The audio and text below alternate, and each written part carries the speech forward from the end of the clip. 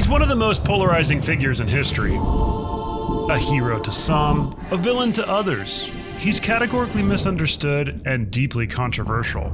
But if there's one thing everyone can agree on, it's that he was an unbelievable force on the battlefield. The great British General Wellington reportedly said that having this guy in command was like adding 40,000 extra troops to your army, and that he was the greatest soldier of all time.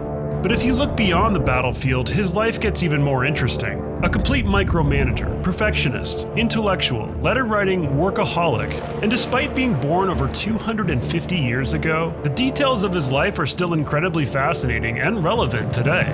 I'm of course talking about Napoleon, one of the most famous people in human history. But why is he so famous? Is it just because he won a bunch of battles? No, there are lots of generals that won a bunch of battles and aren't even close to Napoleon's level. Was he an evil warmonger? No, he lived in a time in Europe when war was practically a continental pastime. The century leading up to his era contained like half a dozen huge wars. Napoleon was just better at war. It took multiple coalitions of the strongest European powers all uniting to take him down, because he threatened them so much. And if you took away all his military accomplishments, he would still be regarded as one of the most effective politicians of all time. Now that's not to say he didn't have flaws. Despite being a true Renaissance man and a genius, he was incredibly insecure, made some of the most baffling mistakes, and got millions of people killed. But he was also incredibly charismatic and had a big impact on almost everyone he met. But the biggest problem with Napoleon is despite being such a massive figure in history, he's pretty hard to understand. Like, how could someone be the most gifted and intelligent strategist of all time while simultaneously causing one of the worst disasters in military history? How does one go from down with the monarchy to crowning himself emperor? And how does a single man become so powerful and loved, only to later be despised and exiled? Twice. Napoleon is complicated, and that's what makes him interesting. Today, I'm going to tell you a pretty complete life story in a simple way that will help you understand Napoleon at a depth that most people don't. Unless they've read these two incredible books, the sources and inspiration for this video. Here is Napoleon's life in about 80 minutes. Napoleon was born in 1769, but actually he almost wasn't born at all. When his mother was pregnant with him, she nearly died when her mule slipped crossing a river. No one knew at the time, but if that minor event would have gone slightly differently, it would have dramatically altered human history. When you think Napoleon, you probably think France, but Napoleon was actually born in Corsica, an island in between Italy and France. Napoleon didn't even learn the French language until he was 9 years old, and actually he never really spoke it well. His grammar was terrible and his handwriting even worse. When he was a teenager, he despised the French occupation of his island. Young Napoleon idolized a Corsican revolutionary named Paoli, and he spent months working on a literary work detailing the history of Corsica and their oppression from the evil French. It was a little over the top. In fact, a lot of his early writing was pretty cringy, but he was young and passionate and a little immature. Napoleon's father tried his best to advance the social position of the Bonaparte family, so he kind of sucked up to the French authorities in Corsica, which did ultimately help secure Napoleon a place at a pretty good French military school. At school, Napoleon was bullied because he was small and awkward. He was a loner, often seen by himself reading or just in his own world of imagination. The other kids considered him a foreigner, an outsider, not really French. They're gonna regret that in about 20 years. There's a pretty funny story about how he led his classmates in an epic snowball fight, which showed that he was destined to become the greatest general to ever live. Yeah, there are quite a few made-up stories about Napoleon, and this might be one of them. He showed a real interest in music and philosophy, enjoyed intellectual conversation, and read everything. His favorite historical figures were Alexander the Great and Caesar, and that is some real-life foreshadowing for you. He missed his mother back home, who was much more sensible than his father, who had now passed away. To say Napoleon struggled at talking to girls would be a massive understatement. The first girl he did end up getting with was actually a prostitute in Paris, and it took him like 3 tries because he was just so awkward around girls. So, how did you become a prostitute?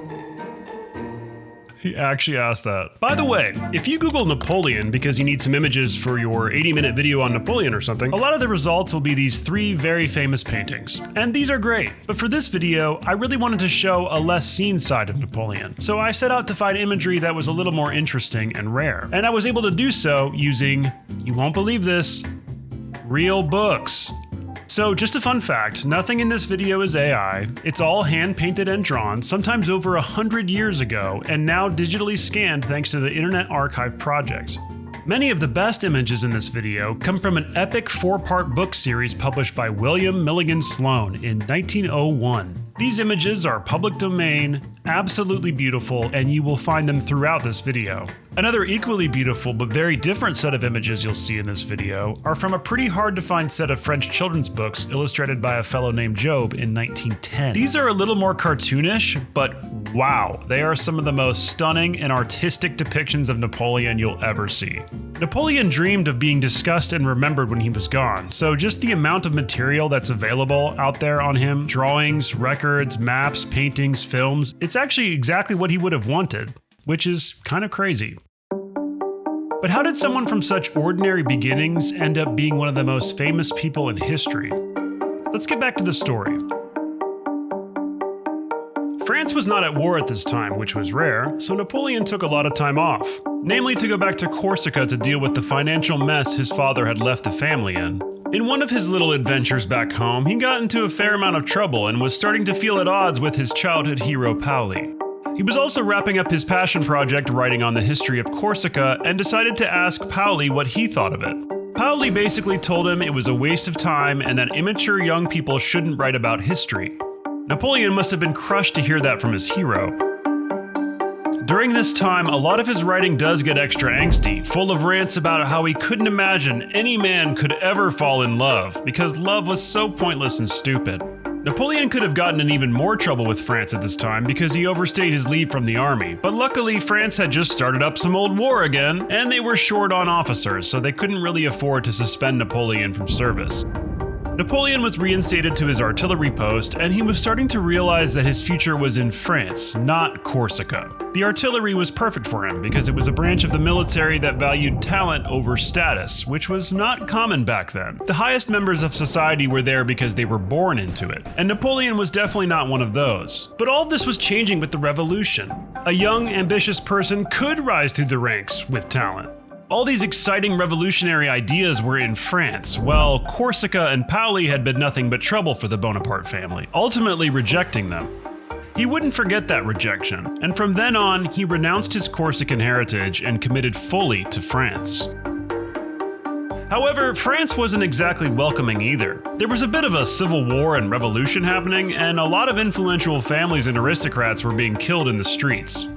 The Bonapartes were not incredibly important people, so they kind of flew under the radar, which was pretty lucky in a way. Napoleon had enough status to hold a respected position in the army, but not so much status that he was in danger from the revolutionaries. To remove himself from danger even further, he decided to write a political manifesto to assert his stance as a revolutionary Republican. This was Napoleon learning to play the political game to stay alive at an extremely dangerous and violent period in French history. And now the entire country faced even bigger threats. Austria, Prussia, Britain, Spain, the Dutch Republic, Sardinia, and Naples. They were being attacked on all fronts. France needed a hero. Hey, maybe it'll be this guy. He's a pretty high-ranking artillery officer. Oh, he just got horrifically injured. Who can we get to replace him? How about the guy that wrote that political manifesto? He's really young and inexperienced, but at least he's one of us. Yeah, sure, let's go with him. What's he gonna do? Take over France? Napoleon was only 24 years old at the time, but when he got to his new post near the British-occupied city of Toulon, it was pretty clear that he had special talents beyond his years. He went into a flurry of activity, gathering as many spare guns, ammunition, supplies, anything he could get his hands on in the region to strengthen his artillery post. Basically, he was a complete tryhard. However, his superiors were pretty incompetent. They had gained their military rank through political favors rather than ability. Napoleon pointed out that the best way to take Toulon would be to seize the forts overlooking the city's natural harbor. They went with his plan. When the first battle for the forts didn't go very well, Napoleon reported his boss to his boss's boss and actually got him fired. But when the new general turned out to be even more incompetent than the last one, Napoleon called him an idiot to his face during a battle. And the best part is, the new general was like, yeah, honestly, you're right, you know your stuff. You see, Napoleon made a big impression. He wasn't scared to join the fighting and personally went over the walls of the fort. His own horse was shot beneath him once, but he didn't show any fear. In issuing commands, he was clear and succinct, full of self-confidence and belief. He was always working at his post, and his energy and charisma was becoming magnetic. When he seized the forts, his enemies fled Toulon, just like he predicted. He was promoted to the rank of Brigadier General at only 24 years old. Now, not to diminish how impressive this is, but it is worth noting that France was flying through generals at this time because of, all the revolution stuff. But the thing is, after that promotion, Napoleon's progress kind of petered out. He was commissioned to the French army in Italy, but they weren't really doing anything and he wasn't really in charge there. His pay was decent enough to get his family a nicer house, but they didn't really seem likely to advance in society any further. And there was an even bigger problem. Napoleon was madly in love. Napoleon is 24 years old and already a brigadier general, because it turns out he's really good at this battle stuff. He just had his first success in Toulon, and everyone that fought with him had nothing but good things to say about him. A big part of his character emerged in the preparations leading up to Toulon. Bonaparte exhibited some traits that would become the cornerstone of his future success, like working non-stop and really just caring more and doing more than everyone else. And he cared about everything. He would send out letter after letter after letter asking for more supplies, demanding exact quantities of gunpowder, making sure everyone knew how to harness the horses correctly. I mean, just absurd detail. He was a micromanager, and he was actually good at it. But right now, his progress has stalled. He got commissioned to the French army in Italy, but they weren't really doing anything, so he proposed an invasion plan that involved a two-pronged attack on Austria, one of France's most persistent enemies in this era. But no one really took the plan seriously. And for that matter, no one really took the French army of Italy seriously either. France's main army was the Army of the Rhine. Napoleon ended up back in Paris, and also he was madly in love. What? I thought Napoleon said love was pointless and stupid. Guess he changed his mind.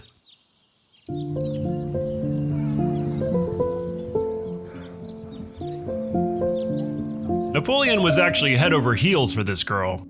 He went from love is stupid to I cannot live without you in my presence. He wrote some of the most dramatic and childish love letters you can possibly imagine, and he wrote a ton of them. This would be the modern day equivalent of walls of text with no replies. He was convinced that this girl was destined to be the love of his life forever. Then she broke up with him.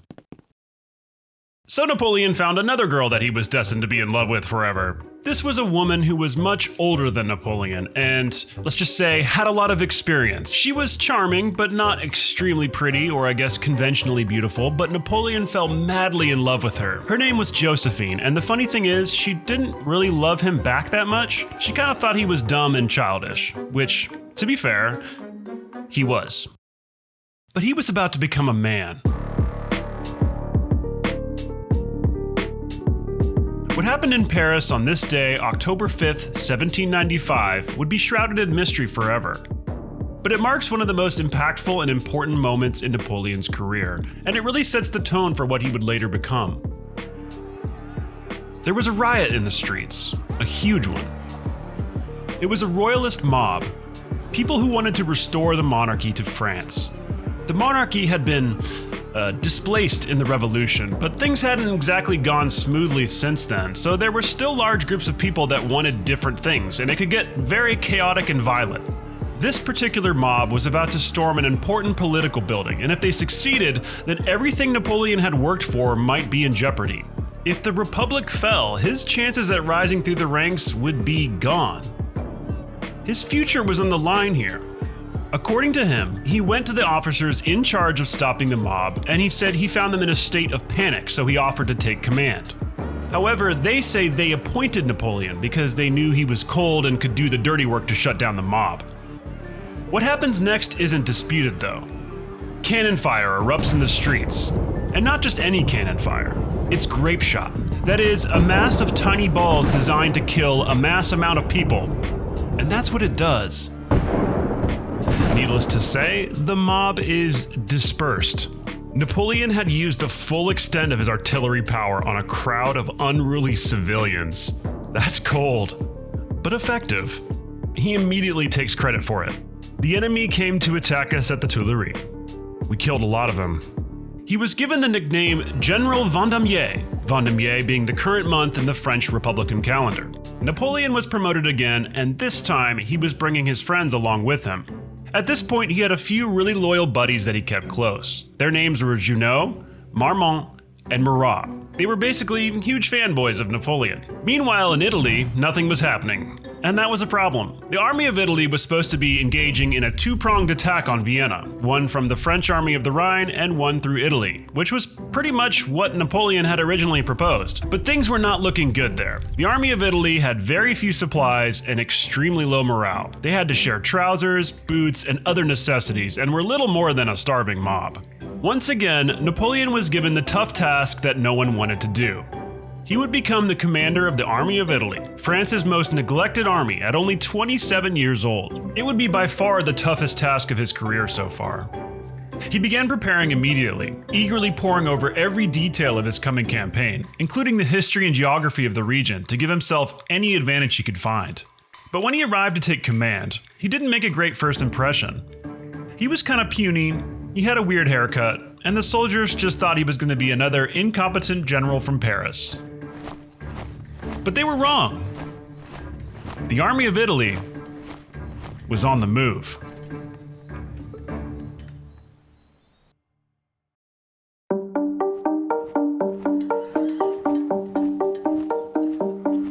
Despite its horrendous state, this army actually had some really fantastic generals, like the legendary Massena, the tough and intimidating Augereau, and the brave and steadfast Serrier, all much older and much larger than Napoleon, but under his command nonetheless. The Army of Italy's orders were to act as a diversion for France's main army of the Rhine, but Napoleon had other ideas. There were two forces that stood in opposition to him in Italy, one from Sardinia and another from Austria. Together, they outnumbered him, so Napoleon deduced that the best chance at winning was to split them up and beat them one at a time. This is a core Napoleonic tactic. He instructed Massena to aggressively move forward and drive a wedge between the two enemy forces. The Austrians were surprised by Massena's movement and had to retreat after a short exchange. It wasn't all that exciting, it barely amounted to a skirmish. But Napoleon reported back to France that he had won a huge battle, greatly exaggerating the action in his report. The people back home would get excited when they'd hear good news from the war, and Napoleon was about to give them exactly what they wanted. He pressed the Sardinian-Austrian alliance further by attacking Dago in an assault he personally directed. After a bloody fight for the citadel, Bonaparte emerged victorious, and with further advances by Massena, the Sardinians were ready to drop out of the fight completely. Sardinia had been fighting France for years, and it took Napoleon just months to get them to back down. He decided to handle the peace negotiations himself, which definitely fell outside of his job description and could have gotten him into huge trouble with the Directory, the current leaders of France, who he was supposed to be reporting to. But Napoleon was worried about something way more serious than the Directory. Joséphine hadn't been returning his letters. He was absolutely shattered that she would not come and visit him in Italy. He wrote to her every single day, and honestly, it got a little pathetic. Joséphine would actually read his letters out loud to her friends for a laugh. It was that bad. She was also cheating on him.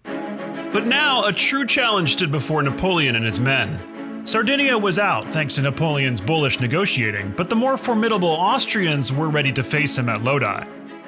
Napoleon's men were still pretty frail and in no condition to cross the defended bridge that led to the city. Well, he ordered the attack anyway. And the crazy thing is, it worked. He was able to motivate his men to cross the bridge and storm the city under heavy fire. The Austrians were forced to run. Napoleon had yet another genuinely impressive victory under his belt, and it didn't really need exaggerating. But he still did, inflating his enemy's casualties and downplaying his own. This post-battle misinformation would become an absolute staple of Napoleon's playbook, and it was already working to great effect. more and more favorable reports were pouring into Paris from Italy because Napoleon was winning battle after battle, and he was becoming pretty popular and famous. After all, everyone loves a winner. But it wasn't just the people that Bonaparte was popular with. His army loved him too, and that was a big part of the success they were experiencing in Italy. Napoleon treated his soldiers with camaraderie and respect, and increased their pay and rations, going from meat once or twice a week to every single day. He fought relentlessly to make sure they all had boots, like he sent so many letters talking about the importance of boots. The more battles they won, the more the army could afford, because, let's not gloss over this, they were looting Italy. Napoleon turned a blind eye to this at first, knowing his men were weak and ill-equipped, but he did tighten up discipline as the campaign went on, even executing some soldiers who went too far. He was the hardest on officers though, and made a habit of calling them out in front of the men, which made the soldiers like him even more. He wasn't some stuck-up aristocratic general, he was a soldier, just like them. He would remember their individual names and would constantly hype them up and tell them how proud they should be just to have the honor of serving in the army of Italy.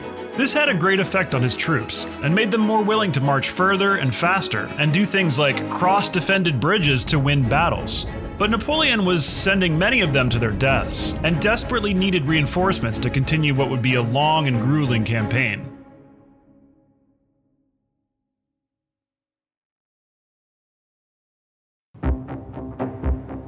Over the next year, the French and Austrian armies would battle repeatedly in northern Italy, in a fairly complicated chess match of maneuvering, counter-maneuvering, and counter-counter-maneuvering.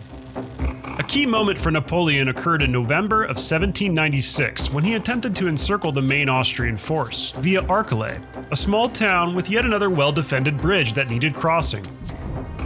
Time was pressing, and Bonaparte urged his men to cross the bridge, but they were under such heavy fire they would not do it. So Napoleon grabbed a flag and charged towards the bridge with his personal aides, one of whom was gunned down right next to him. He waved the flag high in the air to encourage his troops to cross the bridge, but was thrown down into a ditch by heavy fire from across the river. By all accounts, this was a disaster, but Napoleon was about to turn that disaster into a huge success. The news came back to Paris recounting how brave and heroic Napoleon looked waving the flag on the bridge. Honestly, it was pretty awesome, even though he didn't end up actually crossing the bridge. Bonaparte was going viral in France, and it was moments like these that made more and more people learn his name. This scared the Directory a little bit. Napoleon was becoming so popular and famous that he was now a political rival. And sometimes when he would get angry with them, he would threaten to leave the military and become a politician, which was terrifying to them. Because if he did pursue politics, he would probably just take over. Little did they know, that was inevitable.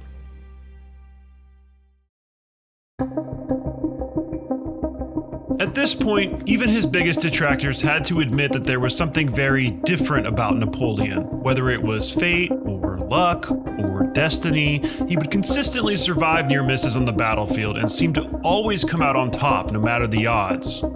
His reputation now preceded him, and the craziest example of this is when an Austrian contingent happened to stumble upon him in Lonato, separated from his army. He told them that his entire force was just outside the city, and if they didn't surrender, he'd obliterate them all. It was a complete bluff. All 3,000 of them surrendered.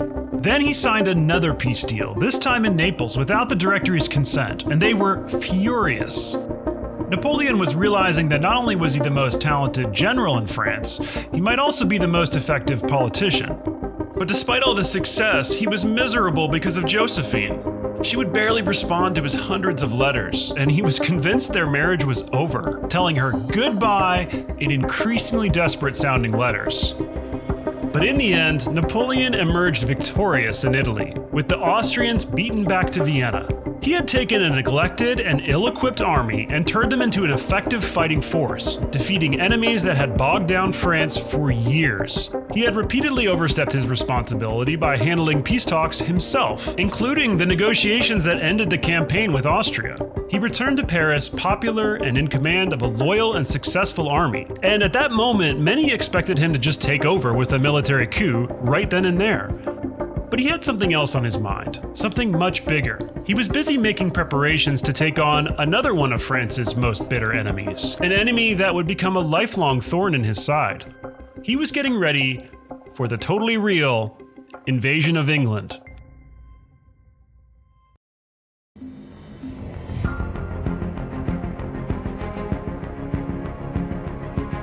Let's summarize Napoleon's life so far. He rose through the ranks extremely quickly by being good at his job and getting a little lucky with how fast France was going through generals because of the revolution. He led a successful siege at Toulon, he made a name for himself by shutting down a royalist mob in Paris, and then he took a miserable and neglected French army to glory and victory in Italy. His success on the battlefield made him incredibly popular and famous, and the sensational reports and embellishing of facts didn't hurt either. When he returned from Italy, many expected him to take over France in a military coup. He admitted that he had a desire for supreme power at a young age, and of course all the ambition and talent in the world. But he didn't feel like now was the right time to seize power. He knew he was popular, but not quite to the level where he could take control and keep it for a long time.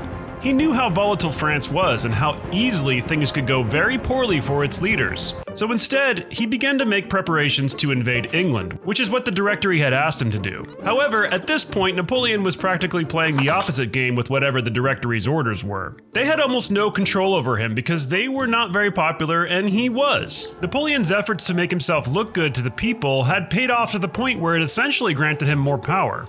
So he changed his mind and said he didn't want to invade England after all. He totally could if he wanted to, but there was this small problem called the British Royal Navy, which had become kind of dominant. It would have been pretty risky to ship the French army over the English Channel, which was being patrolled by the likes of Horatio Nelson, probably the most legendary figure in the history of the Royal Navy. But yeah, if it wasn't for that. So Napoleon decided to invade Egypt instead. Now why Egypt, you might be asking? Well, there's a good reason. Yeah, there wasn't really a good reason. The goal was to turn Egypt into a French colony so they could compete with the British Empire, but that was kind of a pipe dream. But you have to understand that Napoleon was kind of a nerd and thought it would be awesome to go to the land that his hero Alexander the Great had conquered, and see the pyramids and stuff. So he strongly suggested to the Directory that they send him to Egypt. And they were like, honestly, yeah, go away to Egypt. I'm sure you'll have a good time. And he did have a good time. But his army did not. You see, Napoleon thought of bringing all kinds of cool stuff, like his personal reading library, Burgundy wine, and a team of artists, scientists, and historians. I told you he was a nerd. But he didn't think of things like adequate water supply.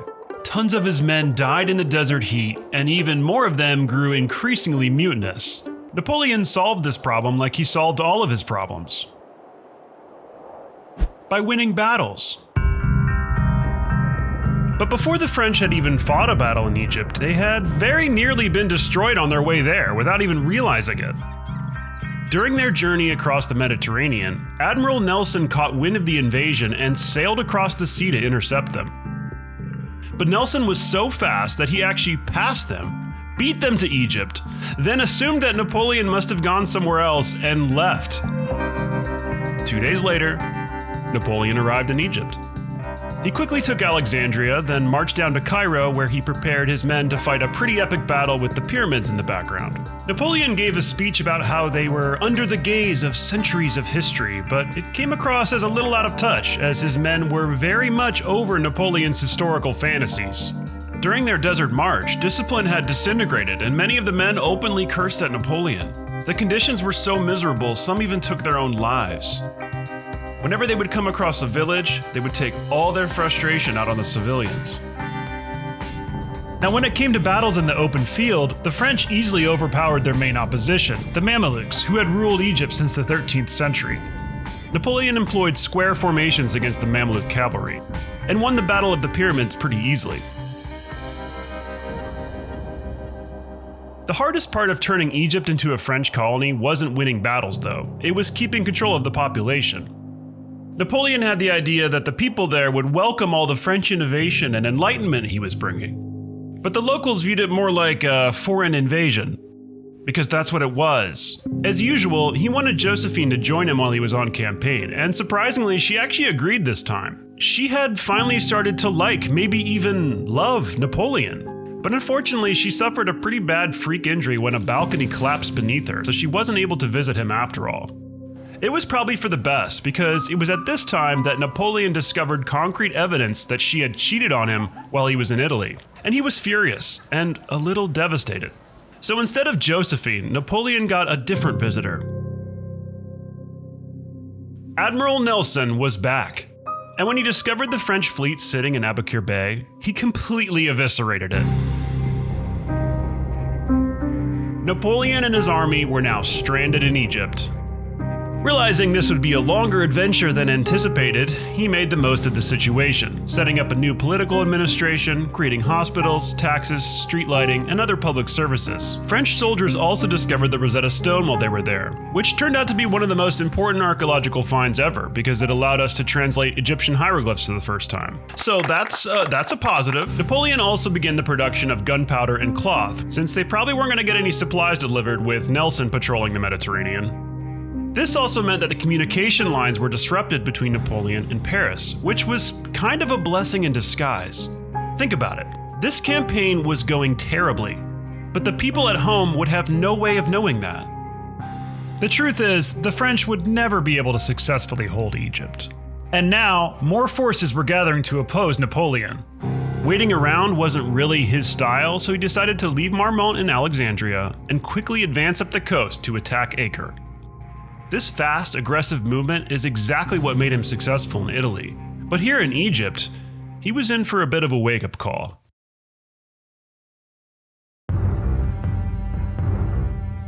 Once again, he didn't bring enough supplies, and his men were sick, dying, and angry. So when they came to the town of Jaffa, and their messenger bearing a white flag to the city was beheaded, it led to one of Napoleon's most controversial moments. After taking the town, his men went on a horrific rampage, and Napoleon ordered the execution of thousands of Ottoman prisoners. He argued that many of them had broken the parole they'd been granted after a previous battle in this campaign, but modern historians aren't sure if all the prisoners fit that category. 2,000 to 4,000 of them were led onto the beach to be shot, bayoneted, or drowned. Jaffa is considered a black mark on Napoleon's character, but it didn't really threaten his authority that much. If anything, it made his men respect him more, and maybe fear him a little more too. His army moved on to Acre and they began their siege. The first assault on the citadel failed, so 2 days later they tried again, and it also failed. Just like the third, fourth, and fifth attempts. Napoleon was nearly killed by an exploding shell in one of the attacks, but at this point he was determined to take Acre on principle alone. He had never lost a battle, so he tried again. And failed again. He didn't have any siege artillery, and this was getting ridiculous, so his generals finally persuaded him to give up and return to Cairo. So he sent a letter to the Directory saying he had destroyed Acre, completely made up. But this letter was intercepted by the British, so it didn't really matter anyway. And he told his troops, I don't really even care that much about Acre because there's way more important stuff to do over here. We just have to march across the desert again. Despite the campaign going from bad to worse, Napoleon still managed to maintain control over his army, which was a feat in itself. He was sending reports back to the Directory talking about how great everything was going, but back home in France, things were falling apart. In Napoleon's absence, the French had lost everything he had won in Italy, and it was looking even worse on the Rhine. If something wasn't done quickly, the new coalition rising against France would soon strangle her. Napoleon heard about these developments from reports that had leaked through, and decided he needed to get home pronto or there wouldn't be a home to get back to. This meant abandoning his men and risking accusations of desertion, but it was a risk he would have to take. He was also worried he might be captured by the British on his trip home. But his ship moved undetected across the Mediterranean Sea back to France. What awaited him there was astounding. The fame and popularity that he had amassed winning battles in Italy was nothing compared to what he experienced now. As he traveled through France on his way back to Paris, he was greeted by enthusiastic, almost fanatical crowds. It seemed like every single person in the country wanted to catch a glimpse of the hero of Egypt, the conqueror of Italy, the savior of France. Napoleon's exploits in Egypt, dubious as they were, had only added to the public mythology and godlike status that he now experienced in France. The moment for him to seize power might finally be here.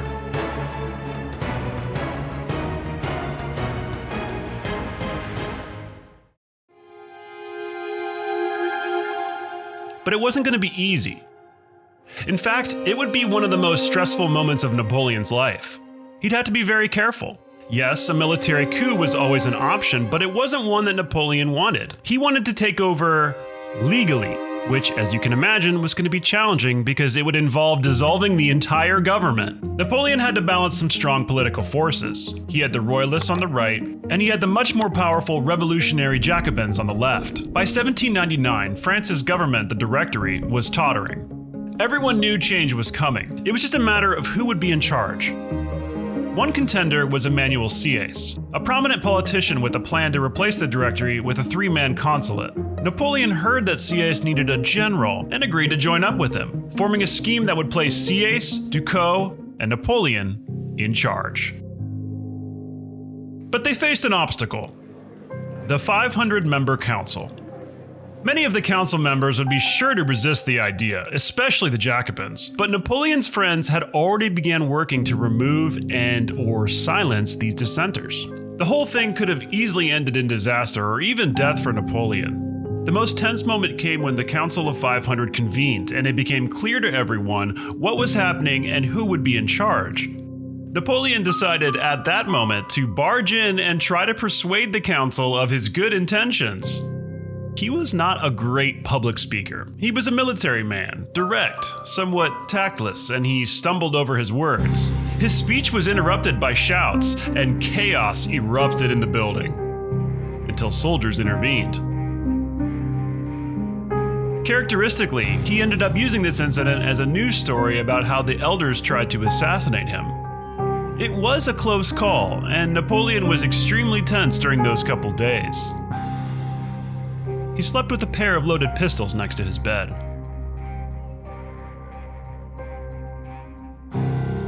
But despite the outrage from some of the legislative members, they had in fact been outmaneuvered. Napoleon's allies, Talleyrand, Murat, and the military had done their work. Enough support was secured, and enough dissenters silenced, to justify dissolving the government under the official pretext of the threats facing France and the need for decisive action.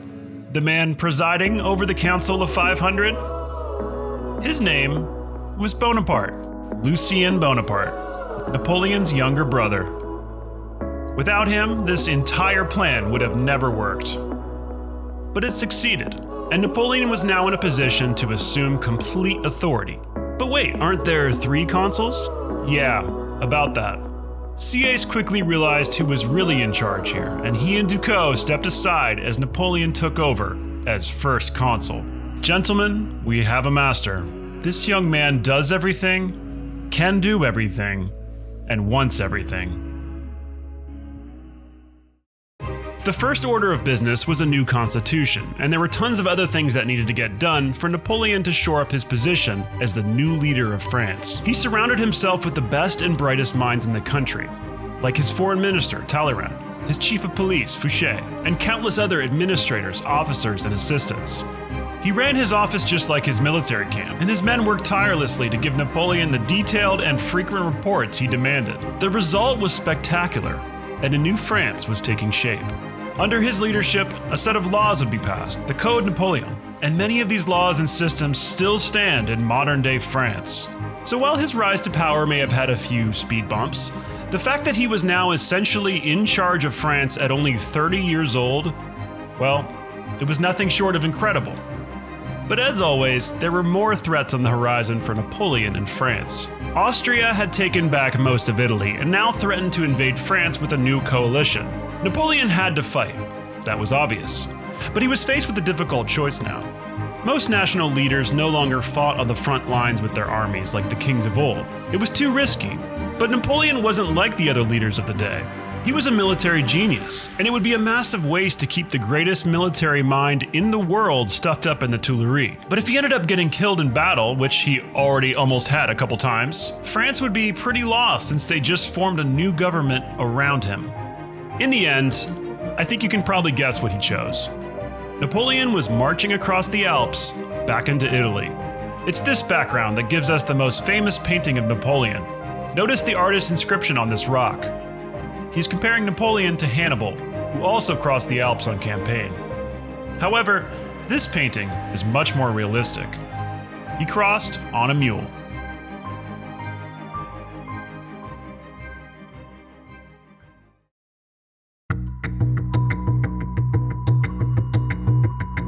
Following his dramatic rise to power, you would think Napoleon would now be considered a great threat. But instead, he was scoffed at by the rest of Europe. England wouldn't even recognize him as the leader of France and said they'd only negotiate with true royalty. The other European powers viewed Napoleon as just another revolutionary upstart that had emerged from a chaotic and weak French state. But they had completely miscalculated what was happening in France. Napoleon was in fact strengthening and unifying the nation by the day. But now, if he wants to keep power, he needs to move fast. Austria had taken back Italy in Napoleon's absence, and on France's southern coast, the British were preparing their own invasion in league with the Austrians. To secure France's regional power and his own political power as the new leader, Napoleon needed a victory, and quick. So he took the newly formed Army of the Reserve over the Alps to give battle to the Austrians. When Napoleon reached the town of Marengo, he had split up his army and only had 22,000 men with him. Austrian commander Michael von Melas seized the moment and attacked.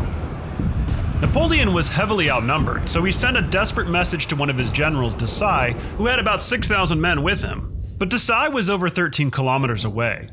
The Austrians pressed their advantage, and all looked to be completely lost with the French. The Austrian general even retired from the battlefield, believing he had secured a victory. But at 5 p.m. in the evening, Desailly rolled up and charged into the Austrian line, reinvigorating the rest of the French troops. They surged forward and soon had the Austrians on the run.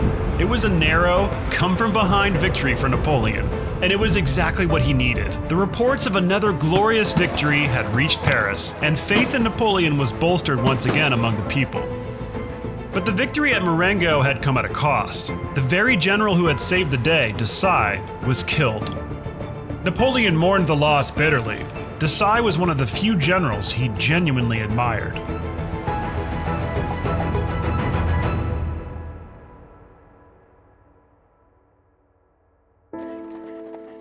Back home in Paris on December 24, 1800, Napoleon experienced a very close call. A cart loaded with gunpowder exploded right next to his carriage, killing 4 people and injuring 60 others. It was a serious assassination attempt, and it nearly worked. However, it ended up allowing Napoleon to crack down even harder on any political dissent, and the people, alarmed at such a serious attempt on their leader's life, became even more sympathetic to him. If you're going to take down Napoleon, you better kill him, because what doesn't kill him makes him much stronger. With another defeat in Italy, Austria had no choice but to make peace with France. 2 years later, Britain did the same. For the first time in 10 years, France was not at war with anyone. It was a remarkable achievement. Napoleon had risen to power through war, and now he had secured it through peace. But peace would not last long. Meanwhile, Napoleon's family really wanted him to divorce Joséphine, because it was becoming clear that she was not going to be able to give him a son, something he was starting to care more about. But he was still deeply in love with her, and one of the few places he could relax was at her country estate, Malmaison. She was clearly a source of comfort, guidance, and as Napoleon himself suspected, good luck. He had been incredibly fortunate in his career, whether it was being in the right place at the right time for a promotion, or emerging from the battlefield unscathed when others around him were killed. Napoleon believed his ascension to power was destiny.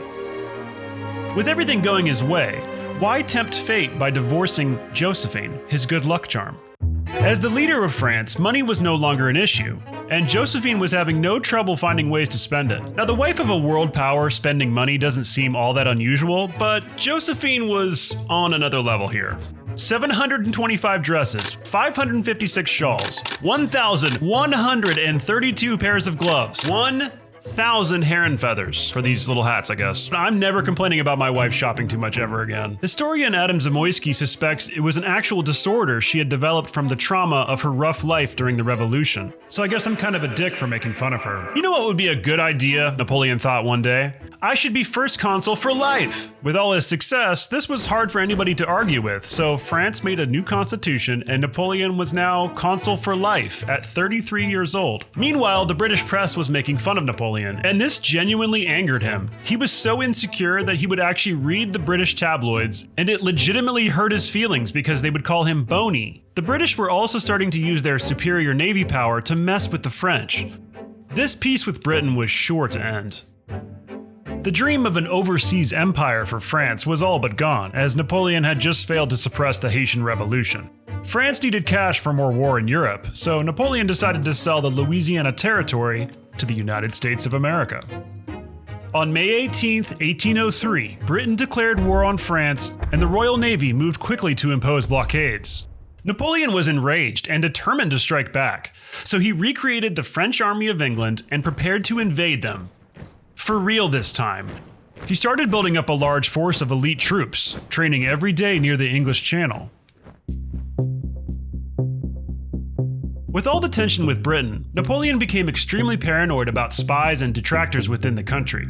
Because he had plenty of political enemies, like the Royalists or the Jacobins, and also there was a lot of espionage being funded by the British to undermine him. But Napoleon possibly went too far in cracking down on this dissent when he had a Bourbon Duke executed. This was shocking to much of Europe. Few had expected Napoleon to act so harshly against such an important person. Even Talleyrand allegedly said, "It was worse than a crime. It was a mistake." It wasn't long before France's old enemies were once again rallying together to take her down. Old enemies like the Austrians, Prussia, and now an expanding world power in Russia, led by the young Tsar Alexander. You know what would be another really good idea, thought Napoleon one day? I should be emperor.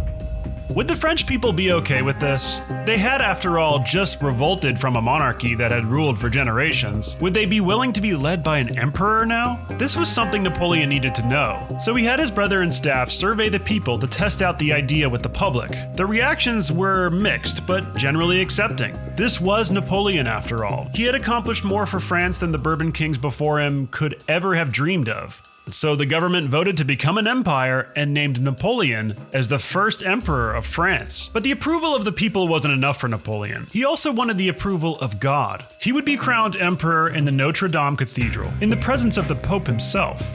This was pretty controversial because a big part of the revolution was rejecting the traditional religious establishment. By becoming emperor and getting friendly with the Pope, Napoleon was flirting with some pretty anti-revolutionary ideas now that he was in charge. Once again, Napoleon's family was begging him to divorce Joséphine before his coronation, but he wouldn't listen. Instead, he took her with him on his coronation day, and there, by divine providence and the constitutions of the empire, he took the crown and placed it on his own head, then turned and personally crowned Joséphine empress. Wow, Napoleon was 35 years old and the first emperor of France. Now what? Well, how about some more war? Austria had invaded Bavaria, and Napoleon decided that rather than invading England, it was time to put down the Austrians again. And this time, he would be the one to cross the Rhine. Remember that army that Napoleon had been building up to invade England? Well, it turns out that all that regular training had turned them into the most elite fighting force in the world. Napoleon renamed them La Grande Armée and created the Marshals of the Empire. 14 of his finest generals to carry out his dominating will on all who opposed him. Some were his close friends, like Berthier and Marat, and others were threats that he wanted to pacify by giving them a high rank under him. The creation of the marshals allowed Napoleon to have a network of competent men to oversee his forces as they spread across Europe. He took the Grande Armée, organized in 7 corps, and marched toward Austria. He told everyone that he would be spending Christmas in Vienna. The Grande Armée moved faster than anyone expected. The corps system allowed them to separate into self-contained mini-armies with a variety of units. Some of these units moved slower or took different roads, but they would simply catch up later. And when the baggage train with all the supplies was too slow, the soldiers would simply forage the woods for their own food. They were all perfectly capable of fighting next to an unfamiliar unit, and were ready to form up into a perfect line or square formation the moment it was time to fight, making them incredibly flexible and strong. They flew across the countryside toward an army of 50,000 Austrians under General Mack. He was waiting to be joined by an army from Russia, but Napoleon was too fast and had already crossed the Danube River, forcing Mack into the town of Ulm. He was forced to surrender. 50,000 Austrian troops had been captured in just 2 weeks. "I have destroyed the Austrian army just by marching," he wrote to Joséphine. But his most brilliant moment was yet to come. What follows is one of the most famous battles in Napoleon's career, often referred to as his greatest masterpiece, Austerlitz. Despite his rapid successes, he was now in a really tight spot. He had just received some terrible news. Admiral Nelson had just smashed the French and Spanish Navy at Trafalgar. Nelson died in the battle, but not before he had led one of the greatest naval victories in British military history. France's enemies were delighted to hear this news, and the French people were heavily demoralized. Furthermore, Austrian forces were now just to Napoleon's south, threatening to flank him. And Prussia was also threatening to join the war against France. So yet again, Napoleon was facing enemies on numerous fronts and needed a quick, decisive victory. He disguised this need, however, with a series of retreats, abandoning the high ground near Austerlitz, which his enemies, the allied Austrian-Russian army, now eagerly occupied. They also outnumbered him, with 86,000 men compared to his 76,000. The night before the battle, Napoleon walked through the French camp, encouraging his men and letting them know that he would personally be directing this battle, and would charge into the fray himself if needed. They shouted, "Vive l'Empereur! Long live the Emperor!" in return. After dinner, rather than discussing the impending battle, he ranted about how modern theater just wasn't as good as it used to be, and then slept like a baby. In the morning, the Allies were ready to strike their decisive blow on Napoleon's withdrawing army. But it was exactly what he wanted. When the Allies pushed south towards his weak right flank, he turned and launched a concentrated attack right at the Allied center, with Lens swinging around to the north to flank them. Confusion and chaos gripped the Allies, and they started to falter. At one point, the Russian Guard held strong and nearly counterattacked, but it was too late. Davout had reinforced the French right flank, and Napoleon had smashed the Allied army in two. They were sent into full flight. The Russian Tsar Alexander was shocked and forced to turn tail and run in a humiliating and decisive loss to Napoleon, the Emperor of France. Around 15,000 Austrians and Russians were killed, and another 15,000 captured, while only around 1,200 French soldiers were killed. It was a quick, stunning, and brilliant victory. In the aftermath, not only was Austria forced to pull out of their coalition with Britain, they also had to pay massive reparations to France. This battle effectively ended the last remains of the Holy Roman Empire, and true to his word, Napoleon spent Christmas in Vienna.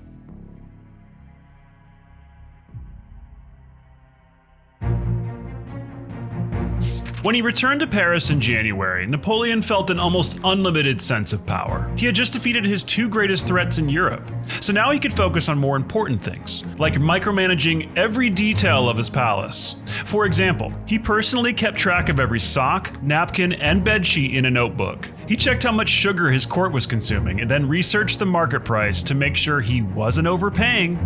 He had a bizarre working schedule, if you could call it a schedule. He would work all hours of the day and night if needed, and slept in short bursts of 3 hours. He loved taking baths and was known to say that an hour in the bath was as good as a few hours of sleep. He would usually skip breakfast and wouldn't spend more than 15 minutes on most meals, as he considered the formalities of dinner to be a waste of time. He could absorb insane amounts of information and come up with a solution almost instantly. He had a gift for compartmentalizing his mind to solve the task at hand, then quickly moving on to the next problem without dwelling on the last one. He didn't really drink that much and is never recorded being drunk. He was kind and generous to his palace staff and would joke around with them. And sometimes he would dress in civilian clothes and go out undercover in public with just 1 or 2 personal aides. These quirky details of his everyday life show a less seen side of Napoleon, his good humor and personality.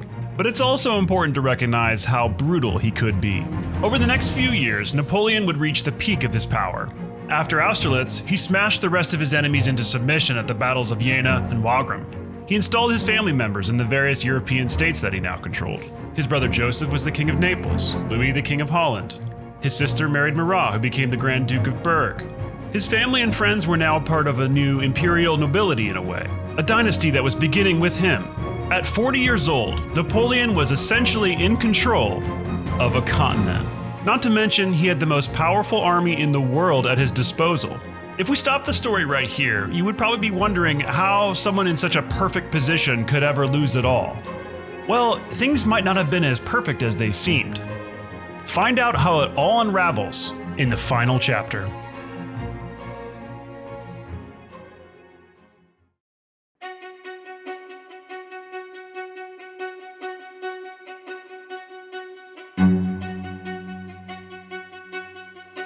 When the British Prime Minister William Pitt heard the news of Napoleon's crushing victory at Austerlitz, he famously looked at the map of Europe and said, "Roll up that map. You're not going to need it for another 10 years. And he was kind of right. Napoleon was now in a position of supreme control over all of Europe. So how does he go from that to, well, this? What went wrong? Well, buckle up, because every episode in Napoleon's life so far has been leading up to this saga of a downfall.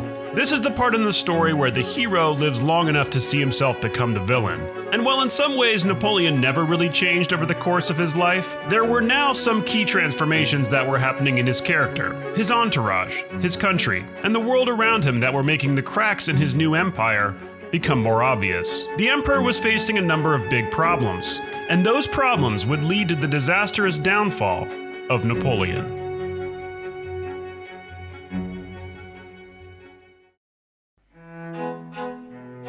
Problem number 1. Diplomacy. Alexander, the Tsar of Russia, just had his armies and allies crushed by Napoleon and had no choice but to come to terms with him. So the two leaders met in Tilsit and actually had a lovely time together. Like a really good time. Napoleon wrote to Joséphine about how cool and handsome Alexander was. But despite his little bromance with the Russian Tsar, heyo, his diplomatic strategy going forward was, to put it mildly, questionable. And to put it frankly, terrible.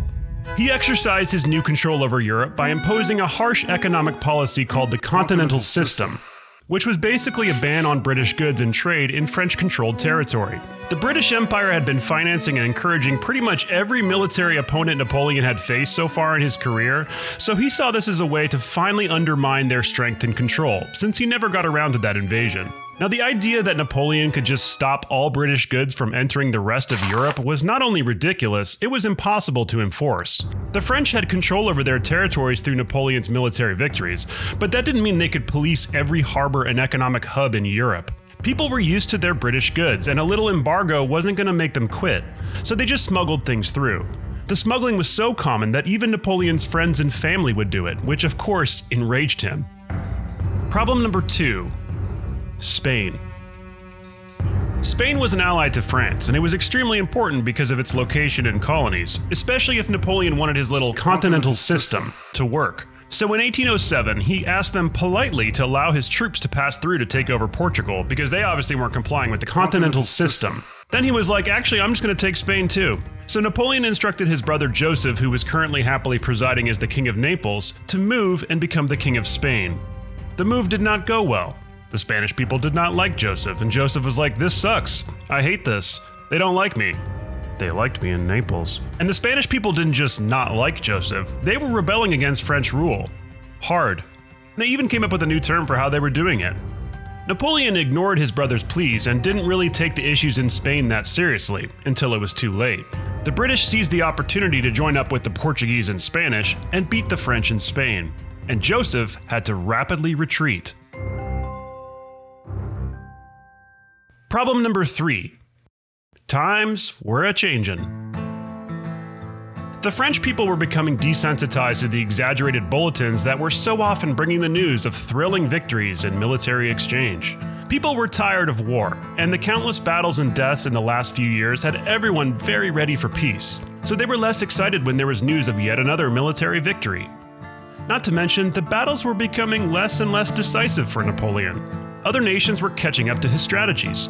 They were organized better, innovating and upgrading their equipment, and sometimes straight up copying his tactics, like quick maneuvering, massed artillery, the core system, combined arms attacks, psychological warfare, and streamlined supply lines. Napoleon's revolutionary battle strategies were so good they were now being adopted by his rivals and used against him. Back home, the effect of Napoleon's propaganda was wearing off, but the strange thing is, he didn't really seem to be aware of this at all. His court and new dynasty were becoming more and more frivolous and royalistic, adopting many of the same attitudes and customs of the previous regime, which is hard to see happening to the young Napoleon we saw rise to power through the spirit of the revolution. As he continued to bully and threaten other European powers with outrageous demands, members of Napoleon's entourage became more and more frustrated with him. His chief diplomat Talleyrand eventually gave up and started negotiating with Russia and Austria behind his back.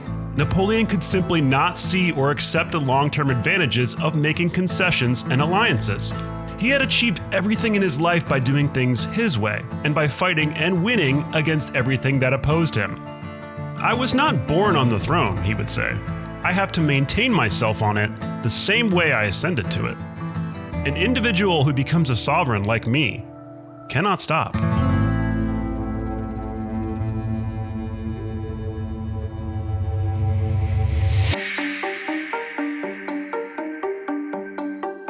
As the grip of unlimited power continued to affect Napoleon's spirit, his legacy and dynasty became more important to him than anything else, even love. He wanted a son, and he wanted that son to rule France when he was gone. My son is my future. He decided to divorce Joséphine and marry Marie-Louise, the daughter of Francis of Austria, in a move that he hoped would permanently bind Austria to France and permanently preserve his lineage. In the end, it would do neither. Joséphine was shattered by the divorce, and a little bit of Napoleon died inside as well. It had a much bigger toll on him than he would likely ever admit. She was his confidant, his good luck charm, and despite her rough background, was an elegant and graceful presence in his court. From then on, things were never quite the same in the palace with Napoleon's new young wife. She was nice, but she was never going to match the love Napoleon had for Joséphine. But in 1811, Marie-Louise did birth a son, and Napoleon was pretty obsessed with him. Okay, so now let's get to the part where things really started to fall apart. Problem number 4. Russia.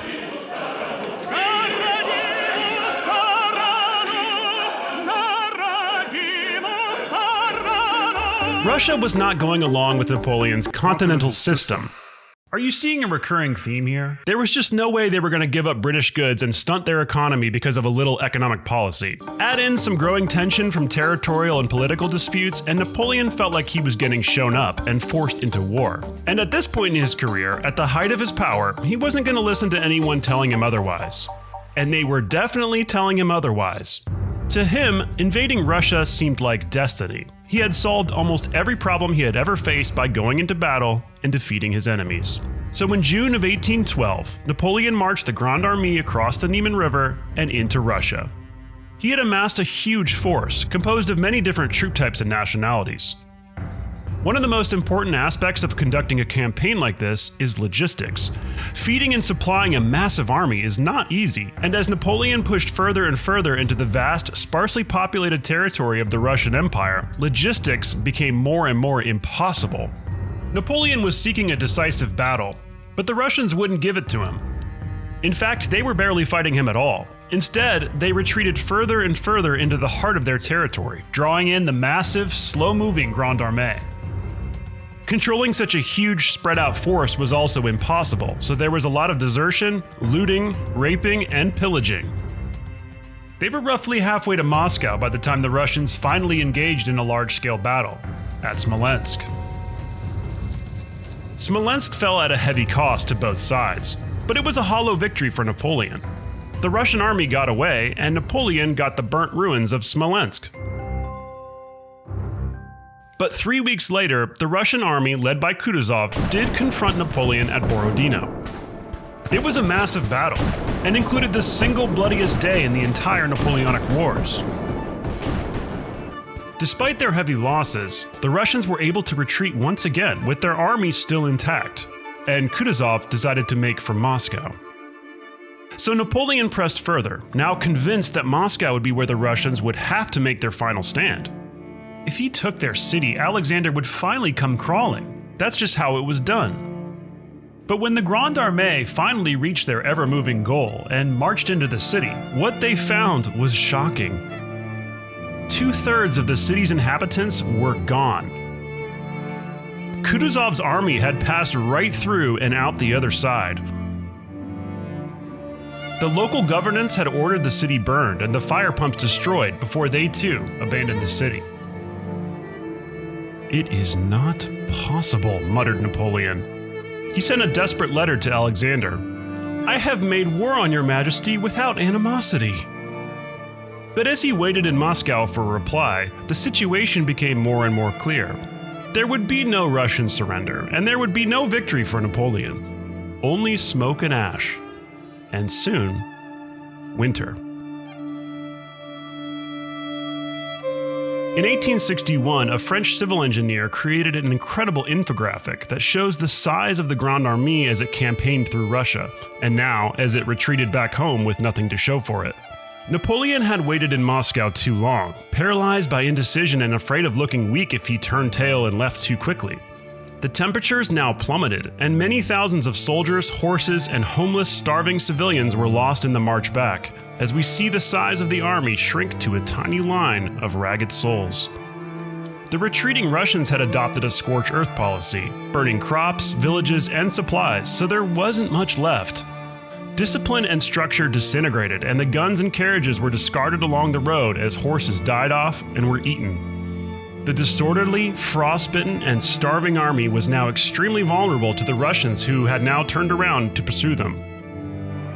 One of the most incredible stories of the famously devastating retreat from Russia is when 400 Dutch engineers in the French army constructed bridges for Napoleon's dwindling army to cross the Berezina River. Their brave actions in the frozen water saved countless lives. By the time Napoleon had hobbled back to Paris, his army was little more than a disorganized mob of survivors. While a majority of his army was now gone, only around 25% had died from battle. The rest had been lost to disease, starvation, and frostbite. Many of his most experienced and loyal soldiers had been lost, and the cavalrymen that had taken years to train were gone as well. He put on a brave face and tried to act like everything was fine, but he couldn't ignore the fact that he no longer had much of an army. Napoleon's campaign in Russia is one of the most catastrophic military events in all of modern history, and yet he still wasn't done making headlines. It was about to get even worse. Alexander now pressed towards France with 100,000 Russian and Prussian troops, and now in Spain, Wellington had taken Madrid for the British, threatening France's southern border. Now under a more existential threat, the French mobilized quickly to replace the Grande Armée. There were hundreds of thousands of fresh soldiers to answer Napoleon's call, but they were inexperienced and ill-equipped, and even more importantly, there weren't enough horses, which would end up costing Napoleon dearly. His advisors and marshals pressed him to negotiate for peace, but Napoleon refused to negotiate from a position of weakness. He insisted that if he could just win a few more battles, he could get more favorable peace terms with his adversaries. He finally admitted that invading Russia was a mistake, but blamed the weather more than anything. With his new army of fresh conscripts, he was able to win a few battles against the Allied armies, but without much of a cavalry, he was unable to capitalize on these victories by chasing down his retreating foes. He called for a short ceasefire, and the Allies agreed. They offered him peace terms that included giving up some of France's conquered territory, and it was actually pretty reasonable. More importantly, the Austrians were now seizing the opportunity to get involved, and if Napoleon didn't accept the Allies' terms, Austria would be joining the war against him, despite his marriage to Mary Louise, the daughter of Francis. But even now, Napoleon was hesitant to give up anything to appear weak to his people. To him, his entire reputation and authority hinged on appearing strong. The Allies had given him a deadline to accept the peace terms, and Napoleon actually changed his mind and decided to accept, but didn't want to appear too eager and therefore weak, so he waited. And waited. And waited. Until it was too late. The war resumed, and Austria joined the Allies. Historian Adam Zamoyski mentions a specific moment in one of the ensuing battles near Dresden, where Napoleon had a chance to destroy the Allied army and maybe even capture all 3 of the Allied leaders, but he was too sluggish and let the moment pass. This is one of the prime examples of Napoleon losing his touch on the battlefield. He was not the same general that he once was, and this would prove especially true in the next battle. The new coalition, this was coalition number 6 by the way, was now marching on Napoleon at Leipzig, where the great Battle of the Nations would be fought. Take a glance at the amount of flags being represented and you will understand why it's called the Battle of the Nations. The Battle of Leipzig is famous for its decisiveness and scale of death. The fierce fighting went on for days, with both sides taking heavy losses. Morale was especially low on the French side. It's important to remember that in addition to being inexperienced, many of Napoleon's soldiers were conscripts from other nations. In his younger years, Napoleon had a strong connection to his troops, who felt as if they were liberators and defenders of revolutionary ideas. But now, they're more like cogs in Napoleon's oppressive empire, fighting foreign enemies for a foreign cause. So when a Saxon contingent in Napoleon's army changed sides during the battle and started firing on the French, I can't imagine that helped the morale situation very much. The French were beaten down and began to retreat, but there was a slight problem. Napoleon hadn't prepared for the possibility of a retreat at all, and hadn't built any bridges over the River Elster in the time he had before the battle. There was only one bridge left, and the guy in charge of waiting until the entire army crossed before blowing it up screwed up and blew it too early, leaving 12,000 men and 80 guns stranded. This also caused one of Napoleon's marshals to die trying to cross the river while wounded. Actually, at this point, many of Napoleon's closest and most competent marshals had been killed, like Lannes, Bessières, and his good friend Duroc. He had divorced Joséphine. Junot had committed suicide. The list of personal confidants for Napoleon was growing shorter and shorter. Not to mention, the Battle of Leipzig was a massive loss of life for the French army.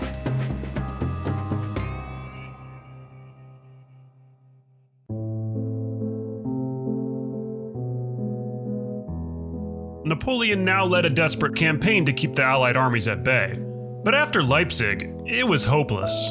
Once again, Napoleon missed an opportunity to accept peace terms that were now getting harsher and harsher on France. Every time Napoleon was forced to come to the negotiation table, the terms were getting worse. But even now, he could not back down for fear of losing support of the people. The Allies were not fighting France, they were fighting Napoleon. At this point, I want to reintroduce 2 of the most interesting side characters in Napoleon's story, Talleyrand and Fouché.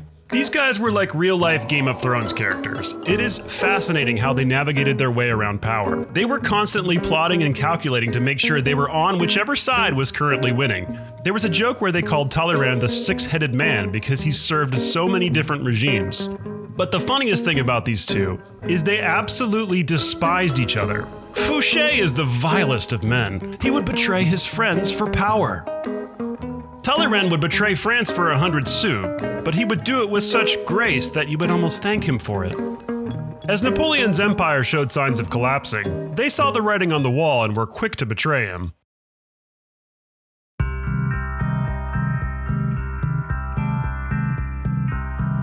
As the Allies pressed closer and closer to Paris, Napoleon scored some impressive yet empty victories.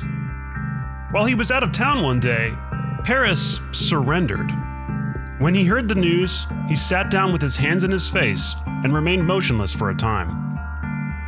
When he returned to the city to try to rally support to continue the fight, there was no support there for him. In a devastating betrayal, Marmont, one of his closest friends from the very beginning of his military career, defected to Napoleon's enemies. It was over. Or was it? The decision amongst the remaining French leadership was unanimous. Napoleon must step down and accept the fate the Allies would decide for him. Ironically, Napoleon had done such a good job of constructing the government that unlike in recent French history, this regime change would not cause utter chaos and bloodshed. Alexander offered the dejected emperor the island of Elba to rule, which probably upset the Austrians and British, who felt this was too generous. Napoleon tried to get his son crowned as his successor, but everyone was like, no, absolutely not. If you're curious, Napoleon's son actually ends up never ruling France and dies at the age of 21 with no children. Ironically, Joséphine's legitimate line does exist to this day. In fact, she is an ancestor to the current King of Sweden, the current King of Norway, the current King of Belgium, the Grand Duke of Luxembourg, and several members of the Danish and Spanish royal families. But back to the story. Napoleon arrived in Elba in May of 1814 and immediately got to work, running this small island just like he ran his empire, with an obsessive attention to detail. Before long, he had things operating on his level, but there was a massive problem. He was not safe here, or at least wouldn't be soon. The French, led by Talleyrand of course, had reinstalled the Bourbon King Louis XVIII, and the soldiers that had been given to Napoleon on Elba needed to be paid by said king.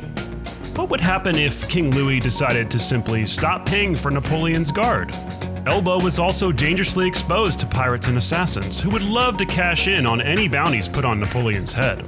He was also angry that the Allies wouldn't let Mary Louise or his son join him on the island. One day, he heard a rumor that the British wanted to move him soon, and it was somewhere where Napoleon really didn't want to go. Saint Helena. Do you want to know why he didn't want to go there? Here, let me show you.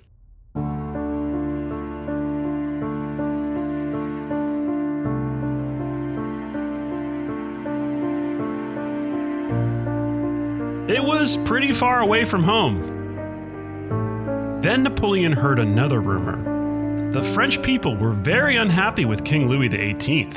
He was a symbol of the old regime and made a series of unpopular changes like cutting pensions in the army and threatened to undo Napoleonic order that many people now expected.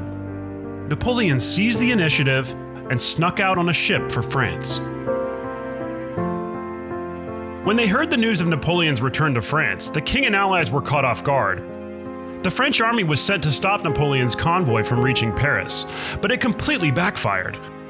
In one of his most famous moments, the former emperor personally walked up to the French troops guarding the road and challenged them to fire upon him. They answered him with "Vive l'Empereur!" and joined his side. Napoleon was back, but would there be any hope for him to return to his former glory? He was a shell of the man he once was at this point. He had battled numerous health issues his entire life, and now at the age of 45, these issues were becoming more apparent. He was slower, he was fatter, he was anxious. Yet his mythology was still strong, and many more soldiers flocked to his banner. And he needed those soldiers, because before long, the Allies were coming for him. Napoleon was now leading his last campaign, and it would all unravel at Waterloo. There are many fascinating plot points surrounding the very famous Battle of Waterloo, but I'll explain the basics in simple terms. The legendary British General Wellington commanded the bulk of the Allied army facing Napoleon. He positioned his line behind the natural barrier of a ridge. There was an Allied force of Prussians nearby under the command of Blücher, one of Napoleon's most persistent enemies. No one knew if or when the Prussians would join the battle, so Napoleon needed to attack as early as possible to improve his odds. But he didn't get started very early. The ground was wet from the previous night's rain, and the army was sluggish in assembling, so it wasn't until 11:30 a.m. that the first shots rang out. At 1 p.m., Napoleon spotted a mass of troops 6 miles away, and he soon learned it was the Prussians. So he began to attack Wellington's center. Wellington had a great respect for Napoleon, and he was the one who had said Napoleon's presence on the battlefield was like adding 40,000 men. Napoleon's infantry assault was repelled by the Allies, who counterattacked with cavalry.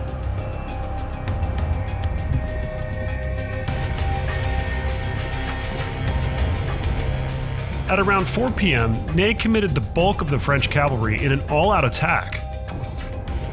Wellington's men formed squares to repel the cavalry charges until the horses tired, and then there was no French infantry to support the cavalry. It was all pretty poorly coordinated, and there are theories that it was because Napoleon was sick and sleep-deprived, but we also know his skills had been in decline for a while as well.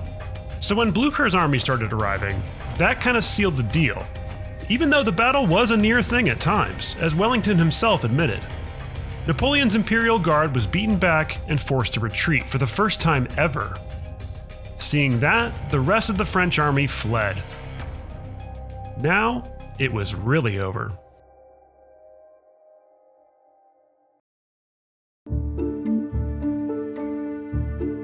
After his humiliating and anguishing defeat at Waterloo, Napoleon was depressed and suicidal.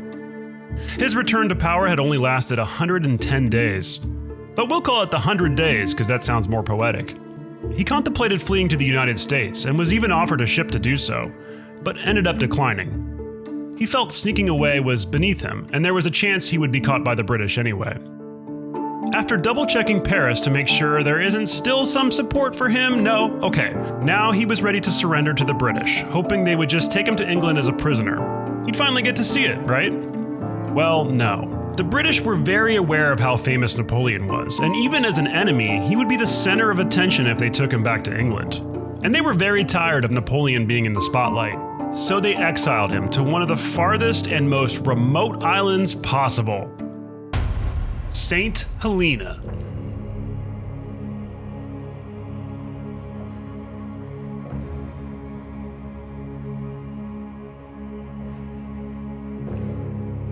Napoleon was not treated well on St. Helena. The house he stayed in was in really bad shape, the food was awful, and he hated the British governor in charge of guarding him. To pass the time, Napoleon did a lot of writing. He dictated memoirs, reflections, and justifications for his actions, seeking to control how history would remember him. And in a way, he succeeded, though his accounts should be taken with a grain of salt. Napoleon was one of the most interesting people in human history, in part because his life was so well known and so well documented.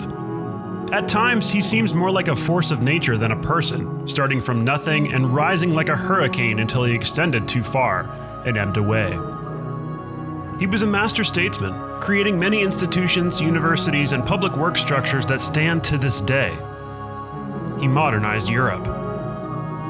He was a product of the time he lived in, representing humanity at its absolute best and absolute worst. He was so powerful that he threatened and defeated an entire continent and forced massive coalitions to unite repeatedly to finally bring him down. And now, after being at the height of his power just 5 years prior, he was an isolated prisoner on a desolate island. Once, for a laugh, Napoleon pretended to ride away on his horse just to scare the guards into frantically chasing him. He took up gardening and befriended the daughter of a more friendly British officer. His health began to decline more and more, and he repeatedly complained that the poor treatment he was receiving was hastening his death, which came on May 5th, 1821. I hope you enjoyed this version of Napoleon's life story, and I hope that you now feel like you understand one of history's most interesting and towering figures. Thanks for watching.